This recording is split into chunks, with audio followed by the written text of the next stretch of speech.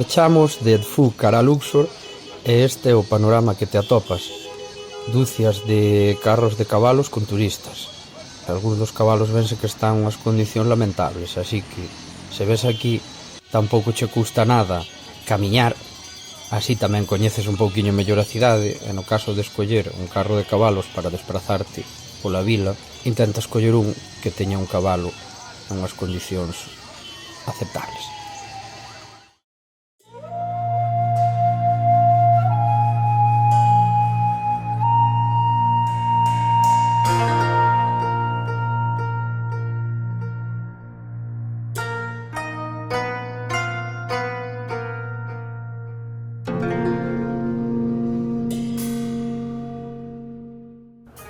Este é o templo de Luxor.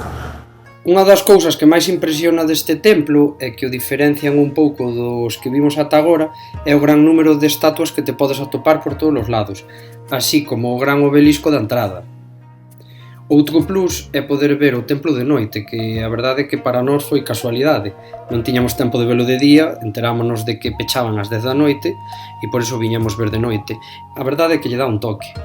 A parte de que estamos prácticamente sós e de día é un dos templos máis concurridos da cidade.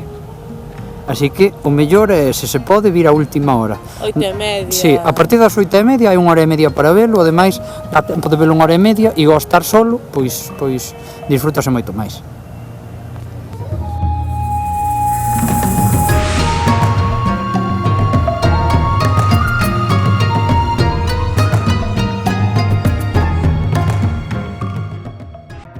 Como dato curioso, destacar que este é un dos templos máis antigos do mundo, xa que se celebraron aquí ritos relixiosos durante máis de 3500 anos.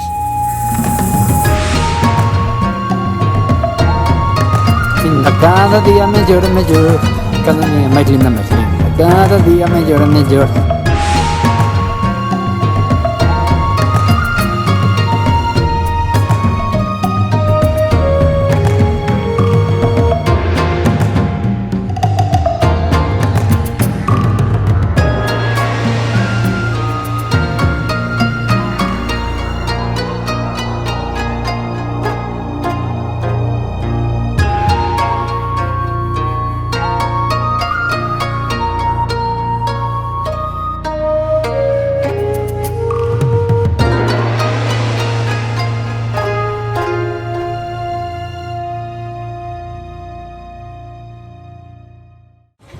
Este é o barco para cruzar en Luxor o río Nilo.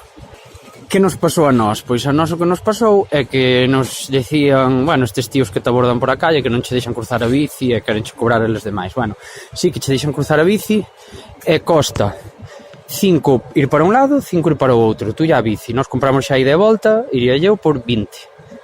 Os dous. Como aparece no mapa? No mapa aparece como National Ferry Boat. É o punto exacto. Se buscas National Ferry Boat xa aparece. Así que non fiarse é, bueno, é que son super mentirosos. Do que che din pola calle non se poden fiar.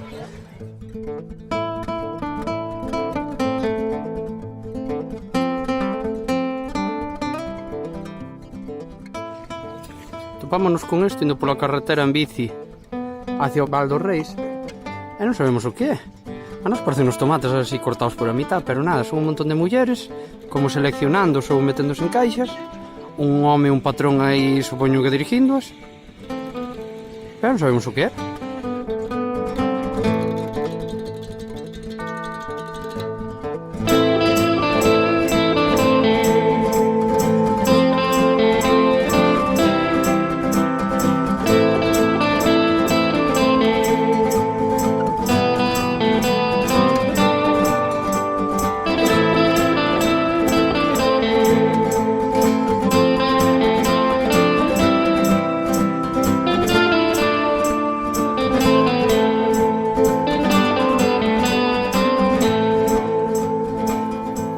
Acabamos de chegar ao templo de Abu.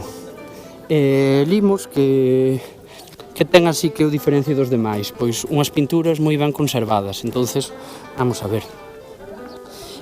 Para entrar en este templo, bueno, hai que comprar os tickets nunha oficina onde venden tickets para varias zonas, estes templos, algunhas tumbas dos nobles e algún templo máis. En este foi especialmente difícil o que nos venderon o ticket de estudiante. Hai que insistir e tes que mantenerte firme, en que eres estudiante e que eres estudiante. Que noi. E eu, pois que sí. Menos mal que non nos están pedindo de ir e que iría o seguinte que ten. Pero hai que manterse firmes porque eles se poden, intentan chacolar, pero é que por todos os sitios, Pero nada, nós a verdade que xa non somos estudiantes, pero... para colarelos, de feito, había ali dous chicos que de verdade eran estudiantes e non ya estaban vendindo. Sí, volta que tampouco, porque non tiña fecha de caducidade, nin o seu carné de estudiante, nin o noso. Eles dicíanlle que ao acabar, que lle cortaban. É unha boa técnica, dicir que na nosa universidade que non ten fecha de caducidade porque ao acabar de estudiar que che cortan o carné. Insistir.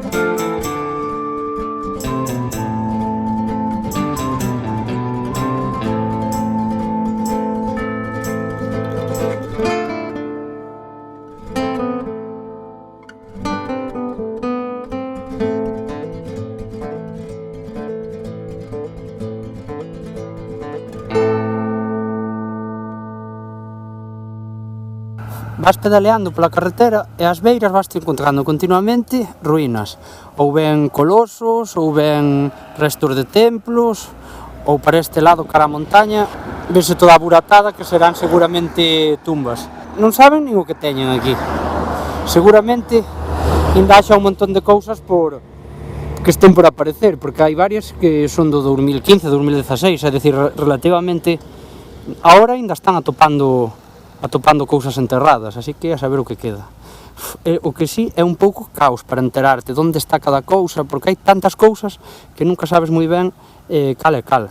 Ou compras entradas para todo, ou se compras como a nós 2 ou 3 entradas, pois tens que buscar onde está cada cousa. E se vas en bici é un pouco máis difícil, pero nada, con Maps.me sin problemas.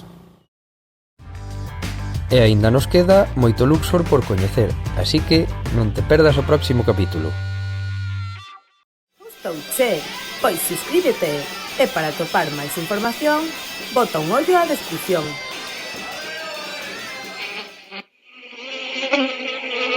Thank you.